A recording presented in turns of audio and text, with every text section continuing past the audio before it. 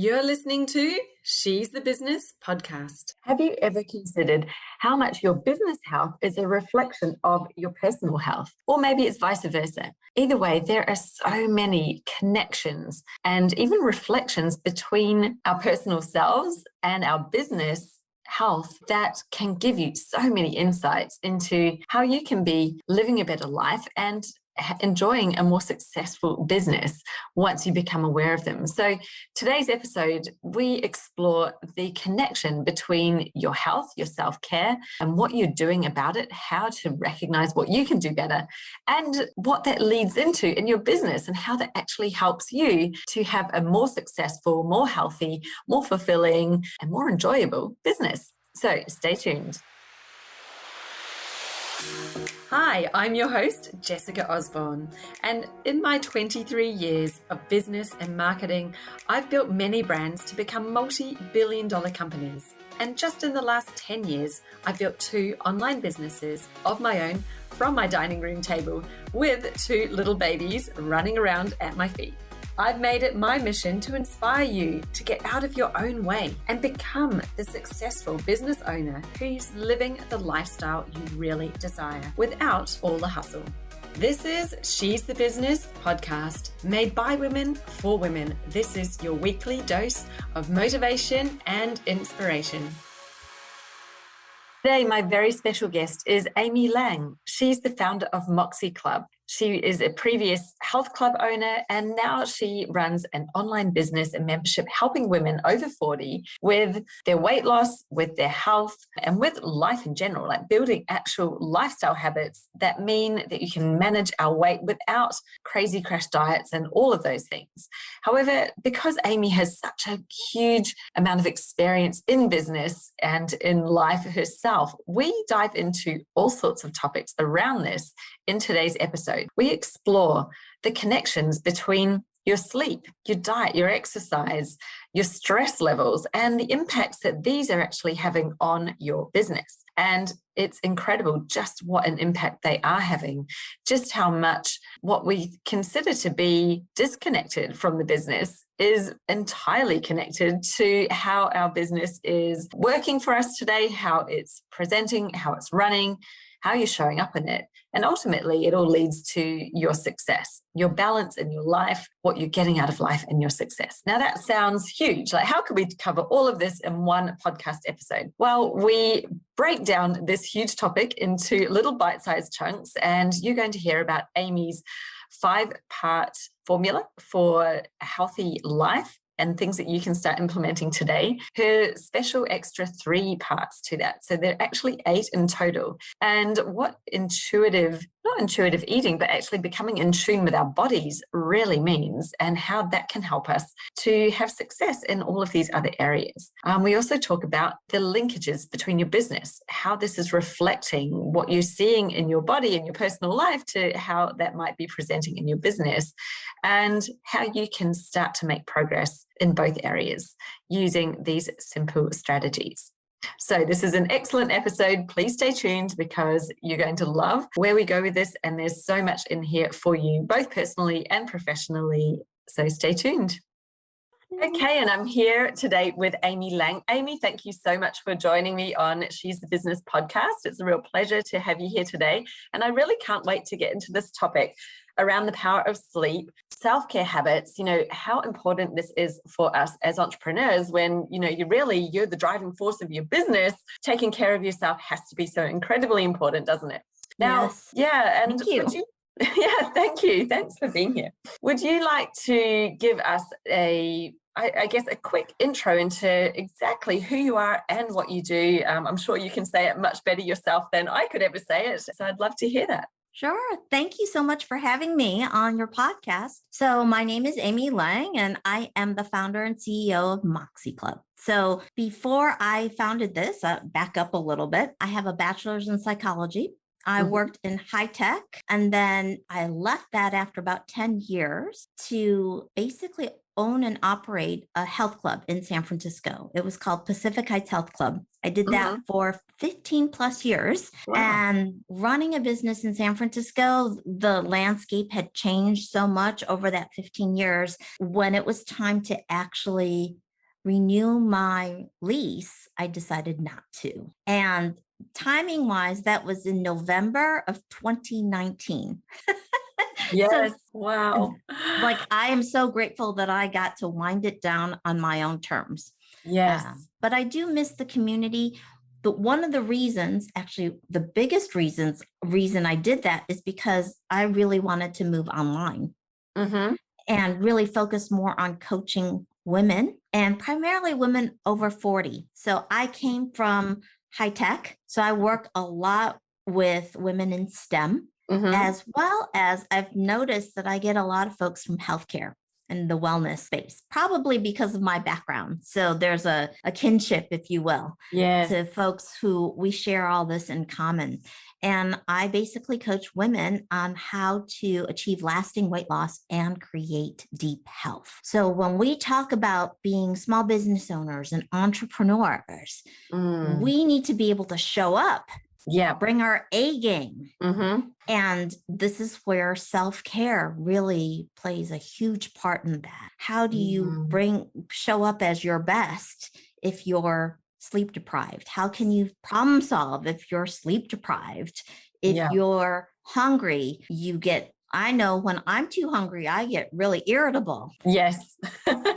And your energy dips and you're relying on caffeine, all that kind of stuff. If you're not taking care of yourself and you're gaining weight, as an example, it's hard to feel good. And so I work with women to really sort of reclaim that and take care of themselves so that the rest of it can flow from there. Yes. Amazing. I completely relate to all of that. Having come from the corporate background, I think anyone who's either a professional in a job, if it's a busy, high-powered job and or running your own business, there's similar challenges because you've got a lot of expectation, you've got a lot of achievement, you've got a lot of energy that you're putting into your work. And we can often deprioritize ourselves, I guess. And, it feels like there's all that conflict, like, well, do I do this for myself or do I get this done because I need to get it done? And you're even motivated to do your work. I know, especially in the business, we're so motivated about it because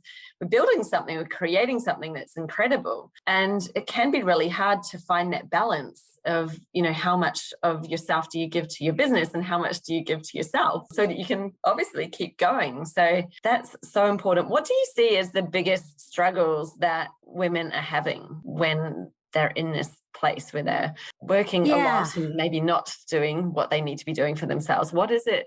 What are they struggling with and how's that presenting? Well, I think stress plays a big part in it. I think when you struggle with boundaries, whereas for small business entrepreneurs, that whole boundary between work and home and finding that balance. And then with the pandemic, when everything shut down and people were working from home, where's the boundary? You're not even going to work. Maybe if you set up your home office, you kind of have a little separation. But so I think the boundary part is pretty tricky if you find yourself on 24/7, if you sleep with your phone next to your bed, as an example, if you're checking email right before you go to bed, that's going to make it pretty hard to fall asleep well, right? Or quickly. And then stress makes it hard to sleep as well. I think stress makes pretty much everything more difficult when it's chronic stress, when it feels like it's almost sort of like out of your reach to be able to figure out how to solve something, or you just ruminate. Lie in bed and when am I going to fall asleep? But if you're stressed, you've triggered the threat response in your body. And threat response basically makes it virtually impossible to fall asleep. So because your body's ready to fly, isn't it? Right. Take right. Flight. Fight or flight. So we trigger that. And so if you are stressed, then the rest, and you can't get a good night's sleep, then what's it like the next day? And now we're sort of in this vicious cycle. And so a lot of times I'm working with women to try to break that. And we might start with actually something easier. We might actually start with well, how about if we just focus on getting more water? And Mhm. it's a lot of mindset stuff where you're proving to yourself, you're giving yourself evidence that you can do this. Yeah. And then with my business background, sometimes we do get into the business side of things to help problem solve that part, to bring down the stress there so that Oh, the rest, wow. yeah, yeah. Yeah. So, Because I was going to ask, and I'm probably asking for myself as much as anybody, because I think that stress is probably something very present. And when it's so present all the time, it's permanently there. How do you recognize, like it might become normal, or it might become normal to be like this or feel like this? And therefore, how do you recognize that you are being affected by stress? And what are the sort of signs that you might look for to realize that stress is having an effect on you and possibly causing what you're experiencing right now? What signs are there that you're under chronic stress? I don't, I haven't run into folks who don't know that they're stressed. Oh, really? I think what's more likely to happen is people don't recognize when they're sleep deprived, when they're chronically sleep deprived. They're Mhm. just they're used to getting around 6 hours of sleep, as an example, when our human body really wants 7 to 9 hours. And there's definitely some variation there, but I would Yeah. say that, but I would say for other things, it might just be when you're not really, you lack the energy that you're used to having. Maybe you're Mhm. getting sick more often, Yeah. right? Those would be signs that your body is screaming to you that it's not getting the rest that it needs and it's not being able to recover. Mm. And so even things like some weight gain, because Mhm. if your stress levels are high, your cortisol levels tend to be higher. Mhm.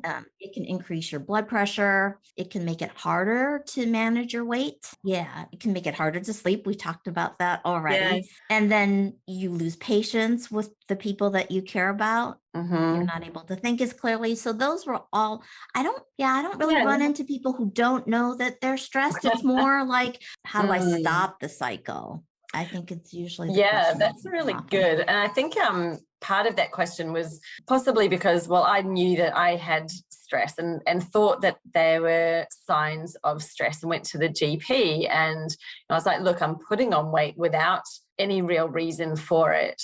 I eat really healthily. I exercise. I do all of the things. Of course, I'm human. There are a few indulgences I have, but that's never had any effect before. And then once you hit this age of 40, right, it's like it's just ticking up, and I'm not watching the scales, but I am at the same time. And like, well, what's going on? That's just not normal. And one doctor said to me, well, that's just part of getting older. You've just kind of got to Mm. accept it. And I thought, what a load of absolute rubbish. Like, I don't believe in that and I don't want to accept that. Sorry.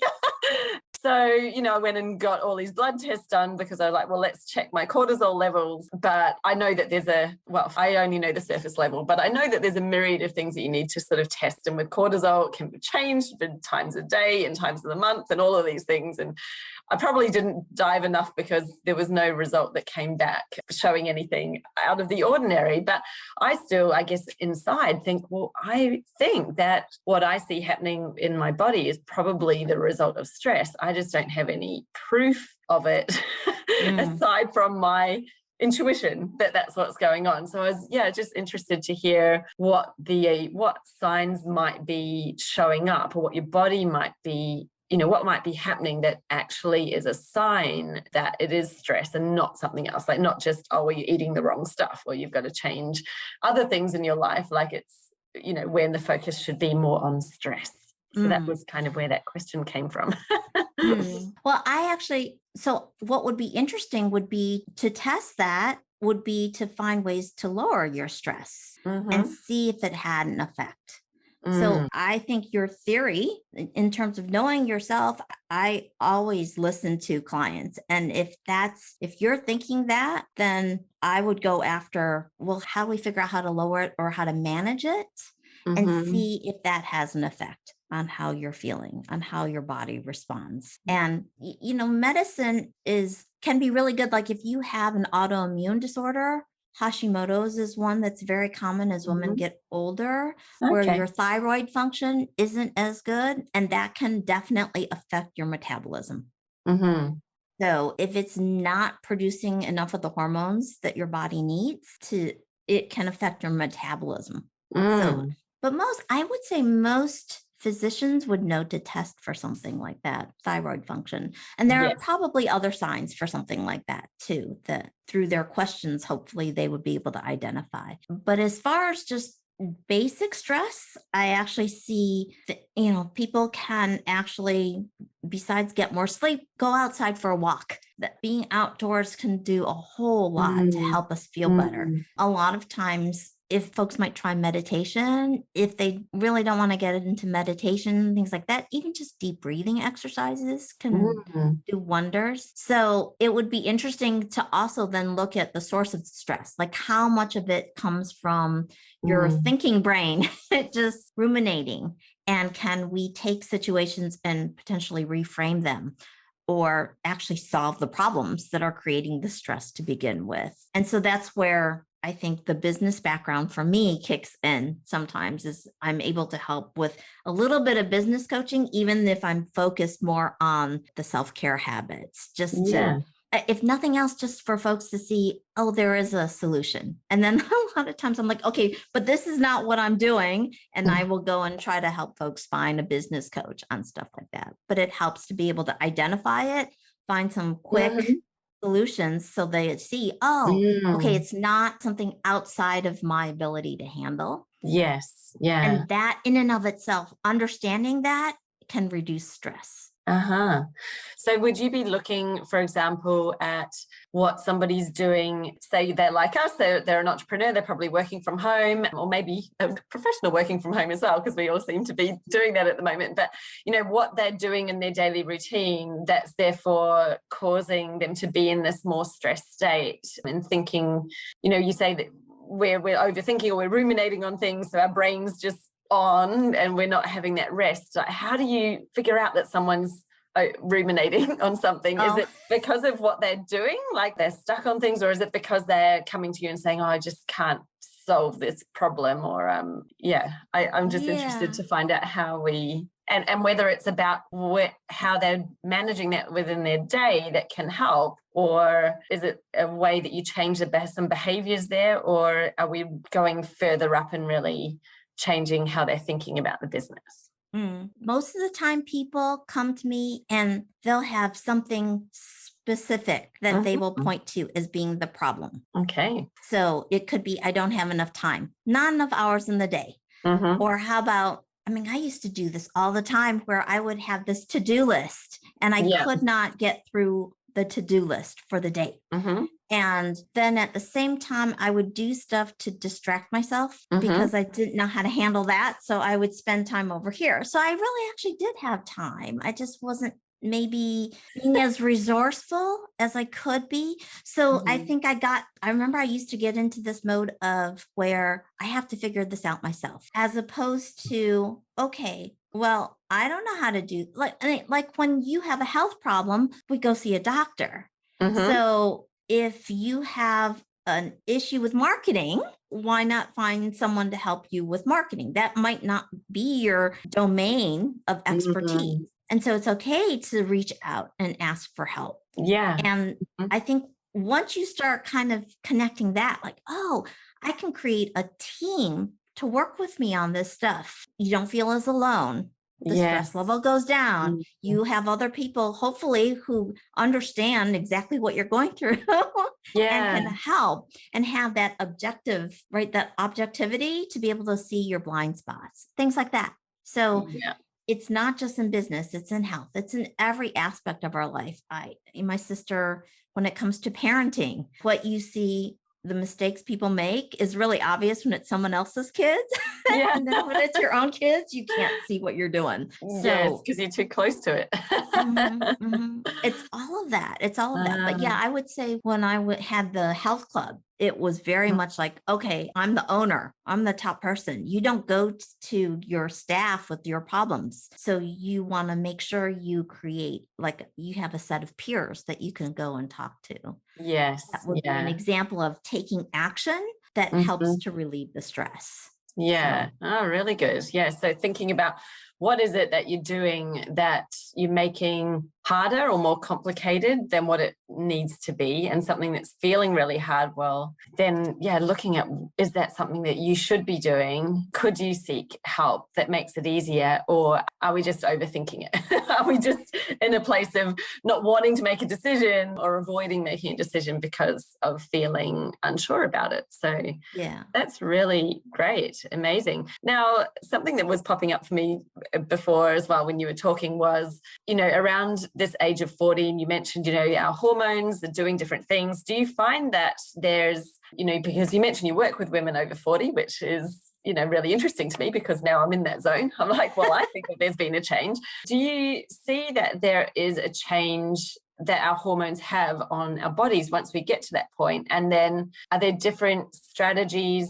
that are more suitable for you as opposed to other things that are out there? And where I'm going with this, sorry, I'm asking this question in a really roundabout way, is there's so much advice out there for your health, for weight, particularly weight loss, I think, and diets and how to be more healthy. You have all sorts of people saying, do this, do that. And I guess it can just be overwhelming. Like, what on earth should we be doing? What would be best for me as a woman in my 40s? Are there things that tend to work really well for the majority that are more worth trying over other things that maybe are more tailored to a younger person, or, for example? Okay. Well, I guess the first question I would have for someone who, are we talking about just self-care in general? Or are we talking about someone who maybe wants to lose weight and has tried different things and had limited success? So they lost the weight, but then there was a rebound where they regained the weight and maybe even a little more.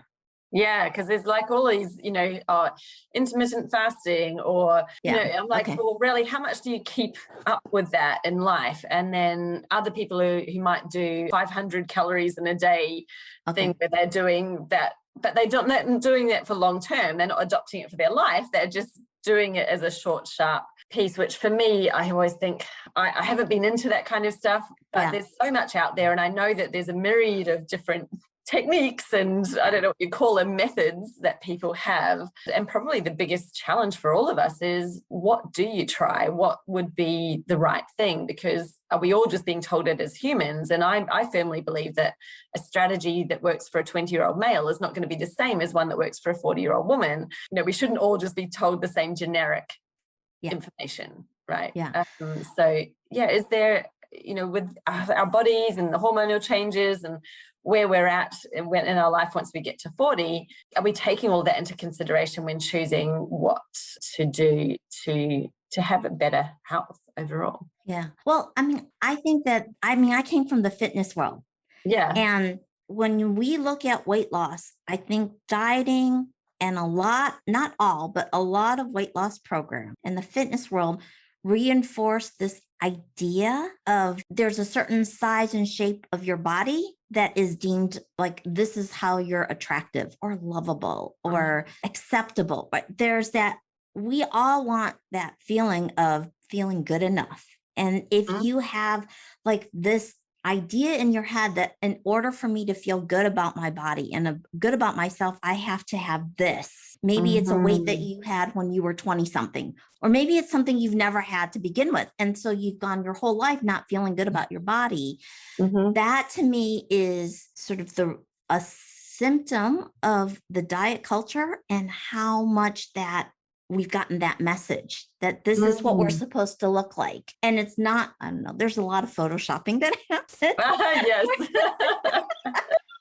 And quite frankly, I don't think it has anything to do with our lovability, with our attractiveness. That beauty is in the eye of the beholder there.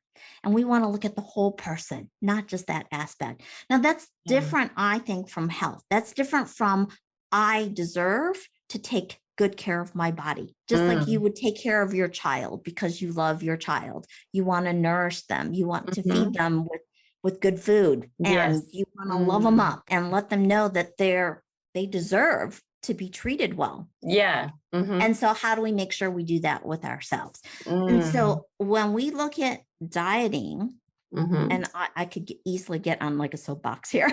That's okay. But when we do that, when we look at like calorie counting, tracking points or macros or portion control, you hear that a lot, right? Portion control.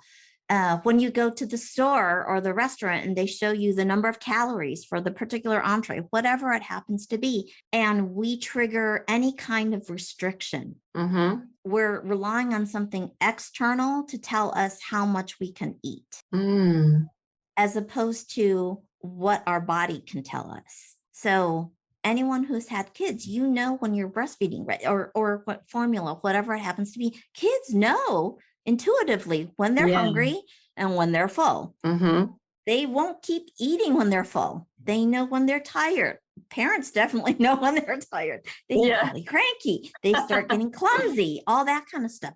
So my big thing when it comes to self-care is really to be able to reconnect back with what our body already knows and to listen to it.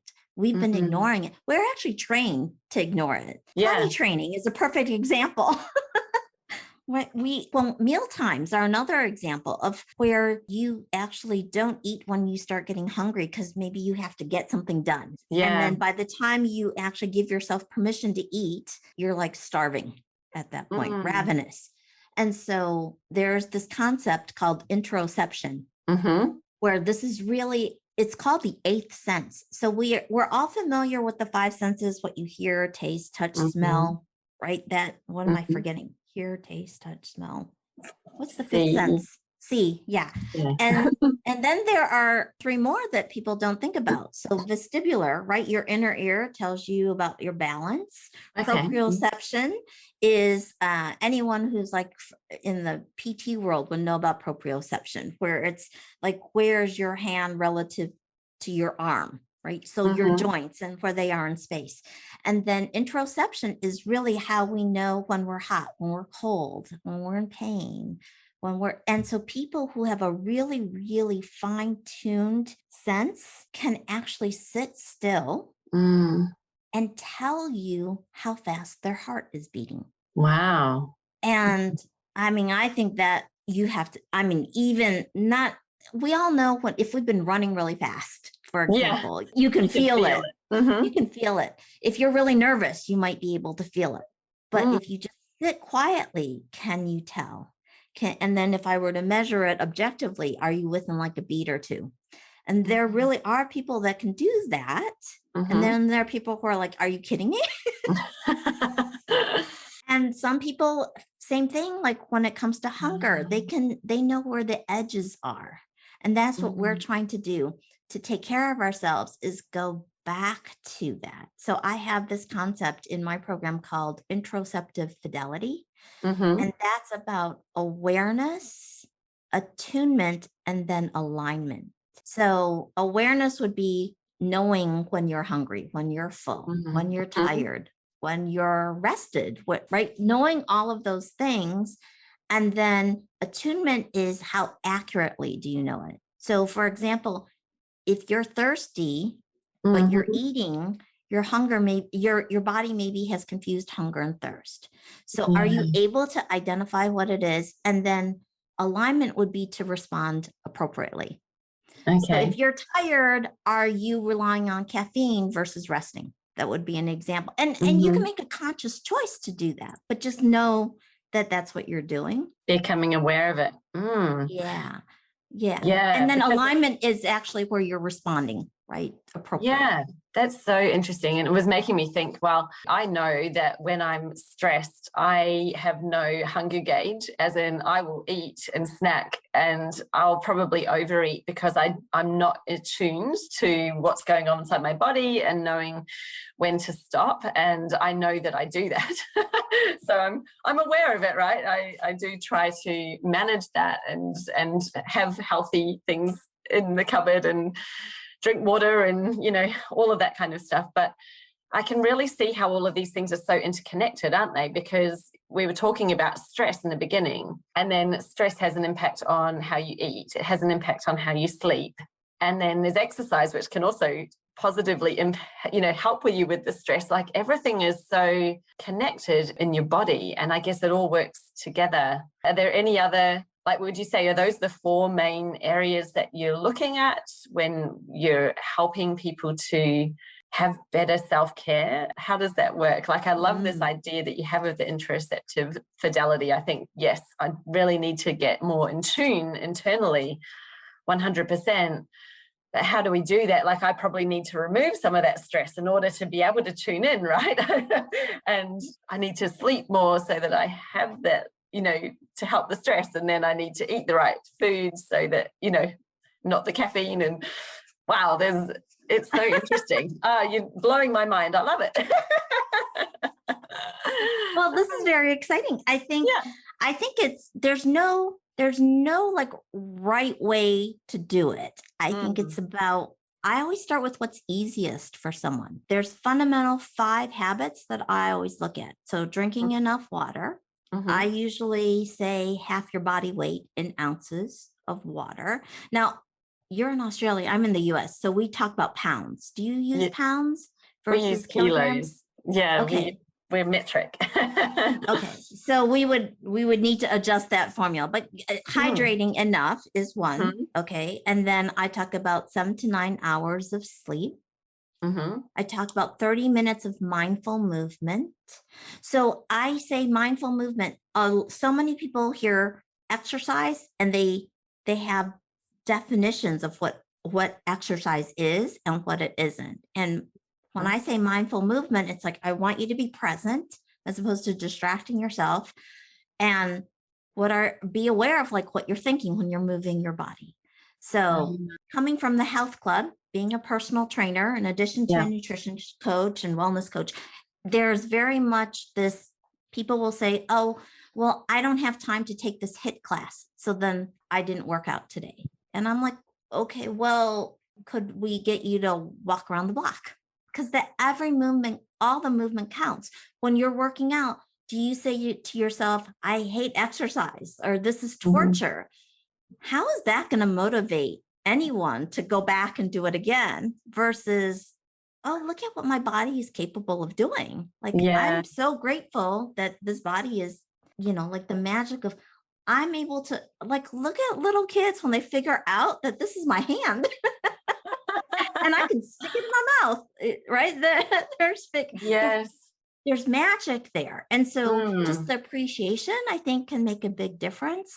I mean, there's an intensity that I think is really helpful for our bodies, but we can work up to it. I think sometimes people go from 0 to 60 and then their bodies are saying to them, what in the world are you doing? It's not being kind. Sorry. So movement, sleep, basically getting enough fruits and vegetables into your body. In the US here, I think people get plenty of calories and they get plenty of protein.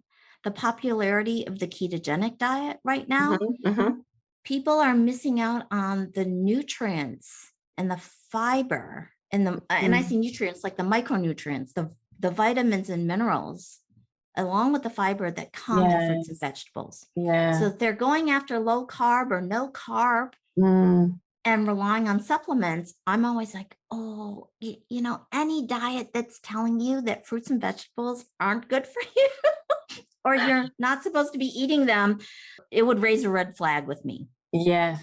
And I think when we listen to our bodies will tell us, oh, we appreciate this food. Yeah. That's so true. I haven't told you the 5th one. So let me think here. Sleep, hydration, movement. And when we talk about interoception, it's to eat when we're hungry and stop when we're comfortably full. Right. So this is the beginning of that sort of really tuning into what our body is telling us. So in my program, we do 3 things. We focus on habits. We talk about listening to our body. And then the third part is managing our mind. And so becoming aware of like the dieting thoughts that people have that say, I need to lose this much weight in order to feel good. And so how do I get there faster? How many people skip meals and then say, oh, it was because I was too busy. But really, there's a sneaky thing that says, maybe I skip the meal, I reduce the number of calories, I can lose the weight. Yeah. But in the process, I didn't listen to my body then, or I heard it.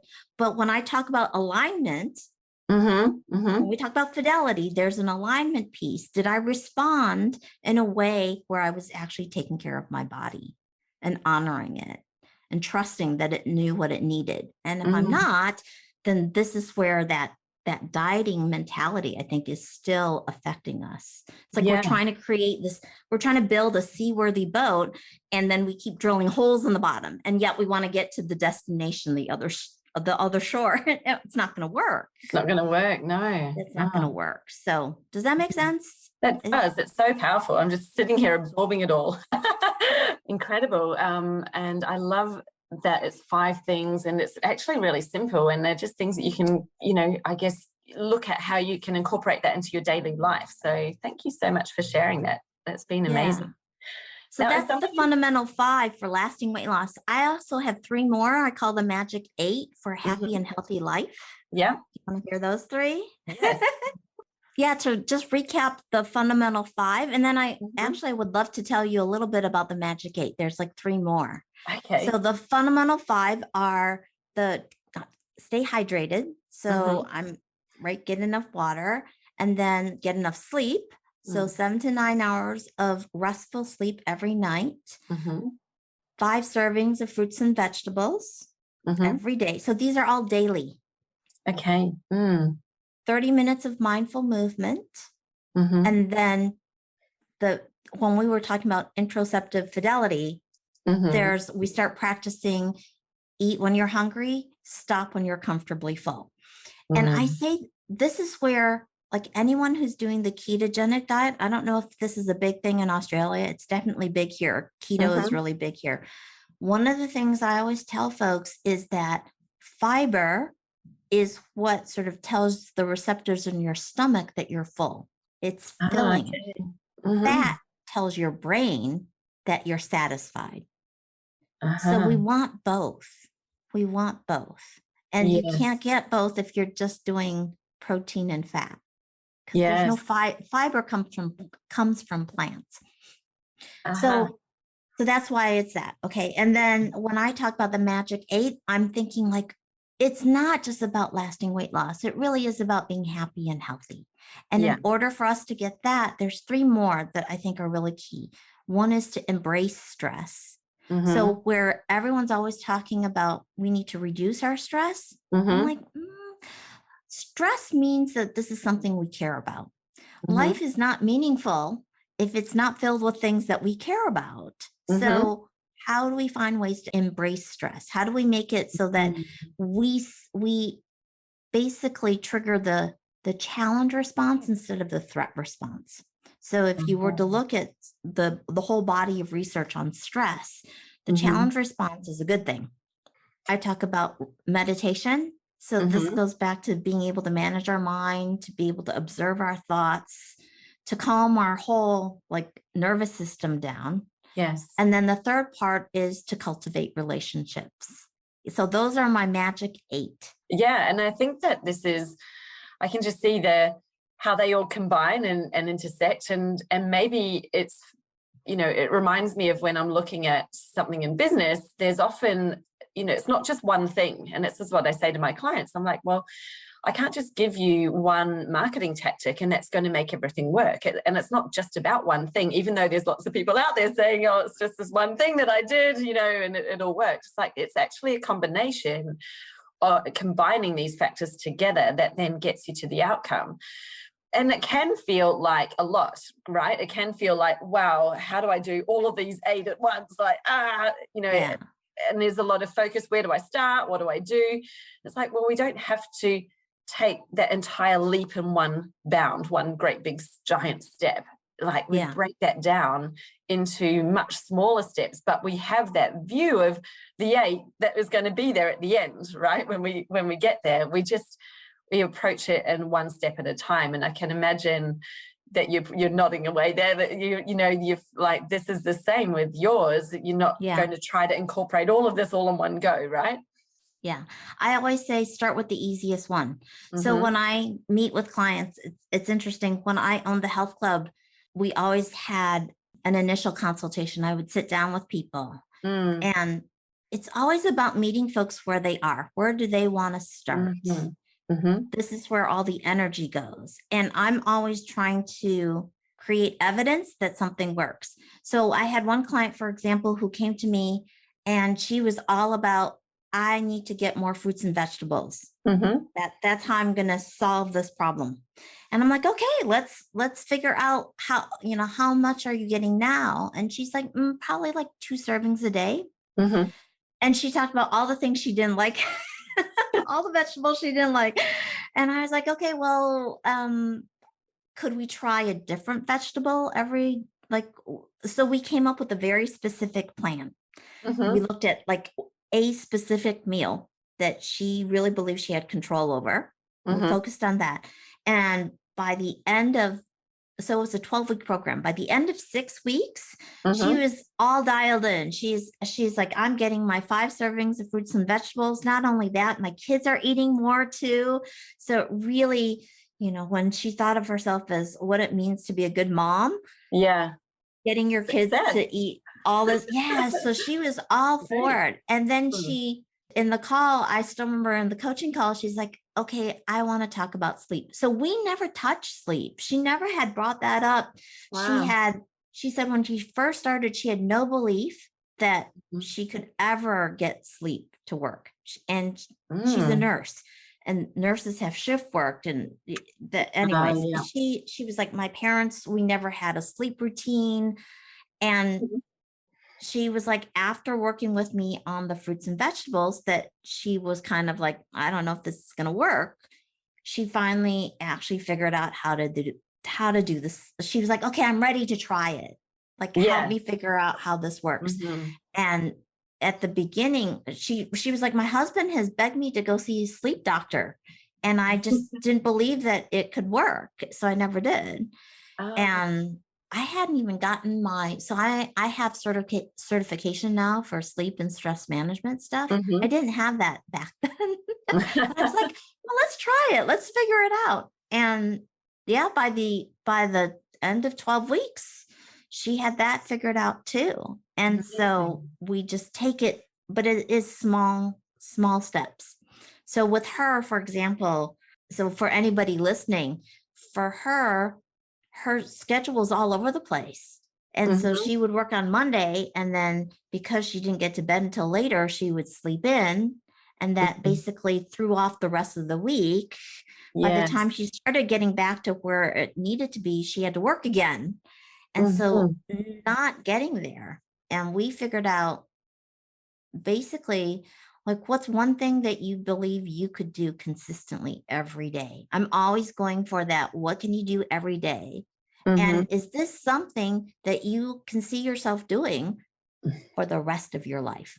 Kind of like you brush your teeth every day. Yes. And so I don't, from a habit standpoint, I don't want anyone choosing something that they wouldn't see themselves doing every day. I don't. So we were being very careful what we were choosing. And then making it super easy, where you really are like, I could do this. Whatever this version, this is where I'm going to start. Not maybe where I'm going to end, but this is where I'm going to start. Yes. And that's so true. It makes me think about, often I have clients who not fear, but they're just not doing social media because they think that they've got to do some prescribed, I have to post like 3 times a day, and I just can't see myself doing that. And I say, okay, well, what do you think you could do? Like, what would feel like a good amount for you? Because there's literally no point trying to fit into someone else's method or cadence, especially if you're not feeling the energy and the desire to do it, because you're not going to be creating good content. You're just going to be posting something because someone's told you have to post. So you're just going to be like, oh, I've got to post something. What will it be? And so I always say to them, let's look at you. Like, what could you do? What do you feel would be doable for you in your business, your lifestyle, how much time you have that's not going to stress you out, that's actually going to feel exciting and that you want to do it. And start there. I was like, that's it. That's your schedule. Bang, you've done it. Now you're committed to it. Then you're going to do it. And it's amazing just how easy we can make it. But we're making it so hard for ourselves all the time by trying to adopt someone else's expectation into our own life. And that probably is what the similar thing, isn't it? Coming at it with the habits. Like, how do you know?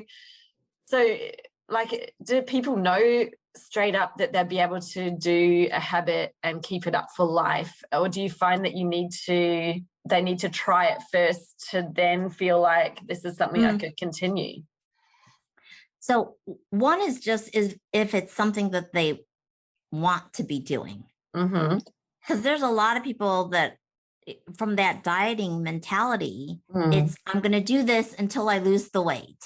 And then I'm going to do something else. So there's that whole, I'm going to put my life on hold while I do this. And that's not what we're trying to do with habits. Yes. Habits are about that sustainability. It's about much more lifestyle, if you will. Part of it is just not to go into it with this sort of all or nothing approach. So you were talking about that social media thing where it's 3 times a day times 10 would be 21. You'd go over a month. Too much is overwhelming. And as a result, you end up doing nothing. Right? It's either got to be perfect or nothing. And I think a lot of people, I remember when I owned the club and we would offer a 6-week program, and during the summer, they would be like, well, I'm going to be gone this 1 week. And so can I extend it? And it was a sign that they were putting their life on hold, if you will. And that's where I would catch them. I would go, well, you're going on vacation. Are you going to move during your vacation? It doesn't have to be this exact thing. You could do something else and it would totally count. And so, I'm always looking for one to look at what we're doing on a continuum and find something that's doable now versus nothing. And then there's always we have a negativity bias. We're always looking for where we, quote, failed, as opposed to, well, where was the lesson in this? Yes. So it's always like, okay, well, I'm always like, okay, when did it work? And what did you do? Like, what was it? Let's capture when it worked. So if you have a social media post, I can imagine where you got a lot of engagement. Well, what was that about versus ones where maybe you didn't? So learn from where it worked as well as where it didn't. We tend to just look at where it didn't work and then beat ourselves up all day long. And same goes when it comes to habits. It's the same thing. I think I'm there to sort of counter the negative self-talk that I think that inner critic that a lot of us have. And there's all this talk about self-compassion where people are like, oh, I'm just going to let myself off the hook. And I'm like, yes. If you're indulging, that's not self-compassion. That's something different. So I did a whole podcast. I haven't mentioned that actually. So I have a podcast called Happy and Healthy with Amy. If you want to learn a little bit more about what I'm all about, that would be a good place to start. Yeah. And I did one on self-compassion very recently. And I asked the question, is there such a thing as too much compassion or too much self-compassion? Some people say yes. And I say, then it's not actually compassion. It's maybe something else. So, because if we're compassionate, if we're kind, if we're encouraging, imagine it's so much easier to have the growth mindset where you keep trying. That's where you find however you define success, that's where you're going to find it. It's in the persistence. Yes. It's not in the giving up. Yeah. Kids learn how to walk because we're compassionate. You fall down, you can keep going. You know you have it. You make little adjustments. You get up again. You figure out what the balance is, what worked, what didn't work.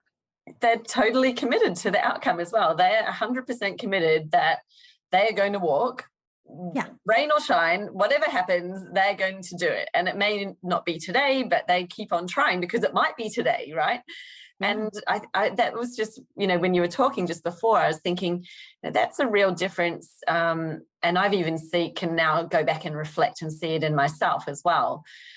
With things where I'm committed to and I actually want it, I create a way that I'm going to win. I play the game so I can win it. So like with the social media, I'm like, well, I'm not going to commit to something I know I can't keep up. I'm going to commit to something that I know I can do and keep going with.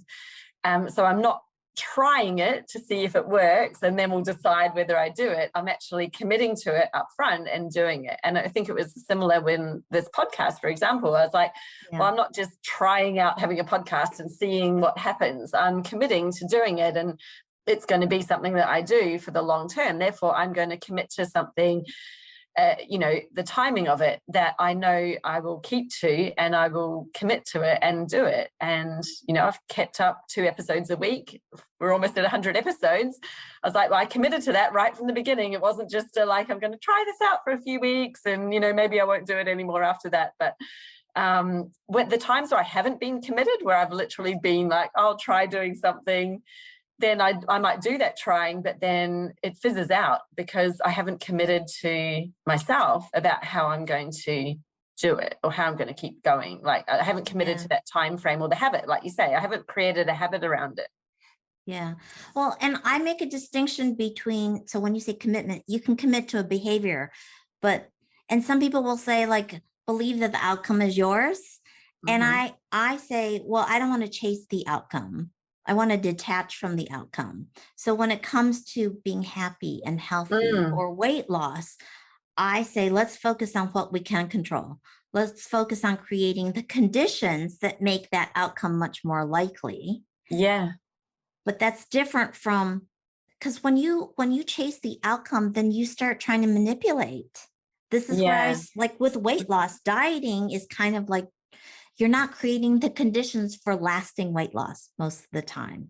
You're creating conditions for short-term weight loss and long-term weight gain. The rebound. Dieting triggers so much scarcity mindset. Mm-hmm. It's that restriction. The more I tell myself I can't have something, the more I end up wanting it. Mm-hmm. Mm-hmm. It's just the way our brain works.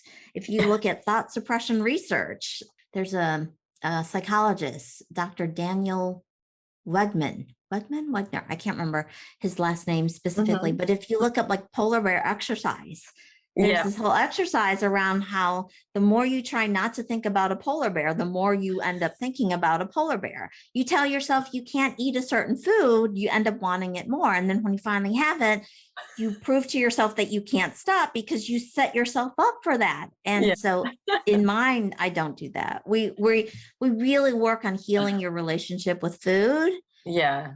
Learning how to honor your body. Mm-hmm. It's a little different. It may sound a little bit like intuitive eating, which is this self-care eating framework. And I love a lot of the things about it. Mm-hmm.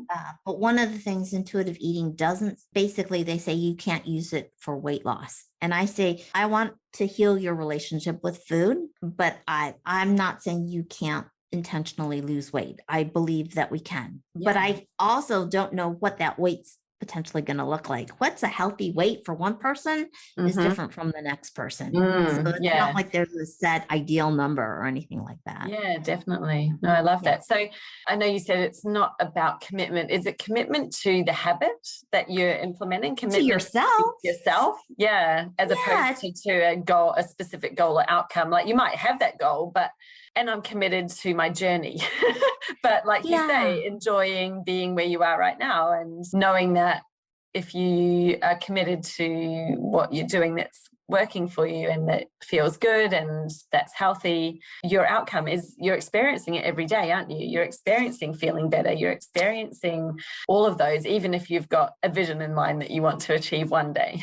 Yeah. Well, I always like to think of it as like the sports analogy is the best one. Yeah. I think everyone, I look at Wimbledon just occurred. I'm big into tennis, and every player that's playing wants to win their match. They don't have control over that. They have control over the preparation and how that then influences how they show up for that match that one particular day. And like, you can injure yourself. That right there can be an accident and injury. Those are not things we have control over that may influence the outcome. So outcomes we can't control. The commitment we can commit to show up every day and give it our best. But our best today and our best tomorrow might not be the same. If you get sick, tomorrow might not look like what you could do today. So there's all this giving ourselves some grace in the process. Yeah. No, I so agree with that. And this is like, there's so many parallels, I think, in life in general. We're talking about lifestyle and health. And then I was like, it's the same thing in business. And I see so many people getting really caught up on this because they've got some vision like, well, I've seen someone else, they got to 6 figures in 3 months or whatever they did, some of it, like, that means I can do it too. And then if they don't, they think they're a failure. And it's like, whoa, let's just calm down. We're all coming in totally different places. We've all got different things. We've all got different resources, different lives going on. Like, it's great to have a goal, but let's remove that time commitment from it and just go and commit to yourself that you want to get there. But how you get there, when you get there, you can't control that. You can't control an outcome because there's so many different factors that come into it. And so the best thing you can do is to be okay with that and to flow with it and be like, well, I'm going at the pace that I'm allowing myself to go in. So what barriers am I putting in my way today that's stopping me from going faster? Let's be compassionate to ourselves and realize that, hey, I'm going to make mistakes. I am putting barriers in my way, and that's okay because it's human. The best thing I can do for myself is to recognize them and remove them and keep going and just commit that I'm on this journey and I will get there if I don't give up. So there's just so many parallels there because I can see so many people getting so disappointed and hung up on like, well, I expected it to happen within 3 months and it hasn't. It's like, yeah, but what if it happens in the next 3 months? That would still be incredible, right? Like 6 months, you're not going to be disappointed when you get there. Let's stop being so hard on ourselves about not hitting, sometimes might be pretty high goals, high expectations. And I'm come from a high achieving background. So I'm talking from a personal experience here. I set myself ridiculous, expectations and targets. And I've learned to be a lot more accepting of, when you look back, you're like, well, I did so much stuff. I probably did it way faster and easier than you would ever think you could. But yet at the time, because it hadn't done it faster or it had some bigger expectation, you feel like a failure. And I'm like, I've just got to stop thinking like that because you're doing amazing things. Let's flip that. You look at it from the other perspective and look back and actually really give yourself some appreciation on what you have been able to do. Yeah.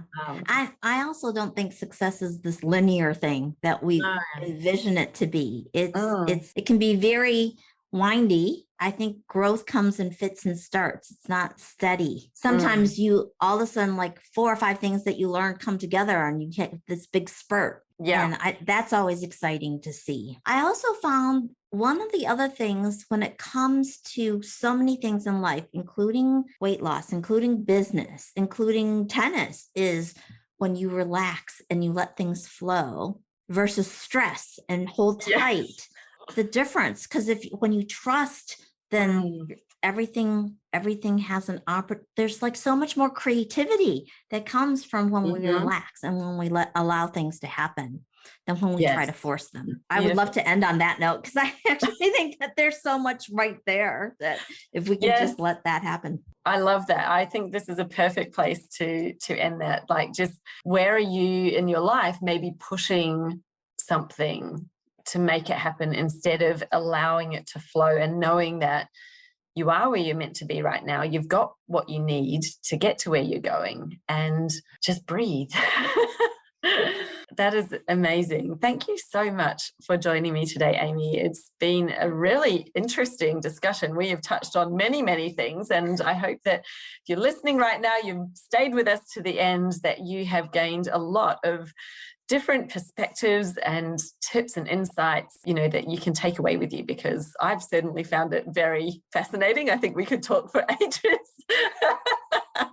dive into so many areas, but we will wrap that one up here. So Amy, if people would like to connect with you, you've mentioned your podcast. I'll definitely pop that in the show notes. Where else might they be able to find you or connect with you? You can find me on Instagram at Habit Whisperer. Which I always chuckle when I say Habit Whisperer. My partner came up with that. I found it perfect. You can find me on Facebook at amy.moxieclub, MOXIECLUB. Same on LinkedIn. You can find me there as well. And if you want to actually try my free course, I do have one called How to Lose Weight for the Last Time.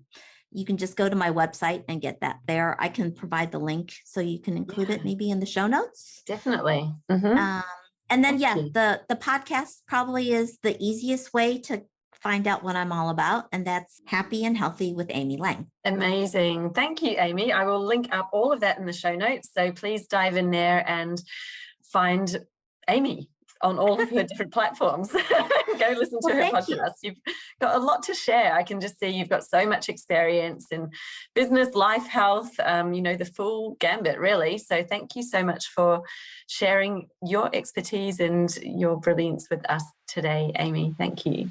Thank you. Thank you. Do you know what the number one challenge reported by the women joining my Facebook community, My Tribe, said that they were struggling with their marketing in 2021, and in fact even in 2020 as well?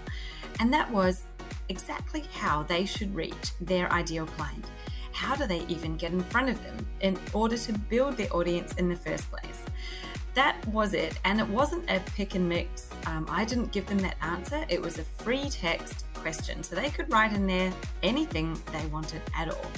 And the number of times that I saw somebody say, how to create awareness, how to get in front of my ideal client and build my audience. So many people just challenged by it. And why is that when there's such an abundance of ways that we can get in front of the ideal client? And I think it's probably that is exactly it. It's so overwhelming, isn't it? What should you do? What should you choose? What are the best ways? Whatever it is that you're doing right now might not be working. And I think it's a great time to sit back, reflect, and figure out what's the right way for you to do it. What are the ways that you're going to reach your prospective clients in 2022? So if that sounds like you, if that might have been what you wrote down in the questions on what is your biggest challenge with your marketing currently, then you're going to absolutely love the new freebie that I've just put together for you. It's called 12 Brilliant Ways to Reach Your Ideal Client. And in it, I share with you the 12, in my view, 12 top ways that you could use in your marketing plan this year to reach a bigger, broader audience in order to attract those ideal clients in to your inner circle, into your, really well-defined audience and become real leads for you. So if you'd like to get your hands on this brand new freebie, then all you need to do is go to jessicaosborne.com/12 ways. So it's 12 ways. Very easy. You can download it there, and this is a little bit of great resource for your planning, for the planning of the new year. See what you're going to change up. What is it that you maybe haven't been doing that you could be doing? And what are those things that you've been doing and they're not very effective, and maybe you're going to drop them out of your plan this year? So please head over, grab the freebie. If you want the link, that it's in the show notes. And let's get you moving on up, having more success with your marketing in 2022.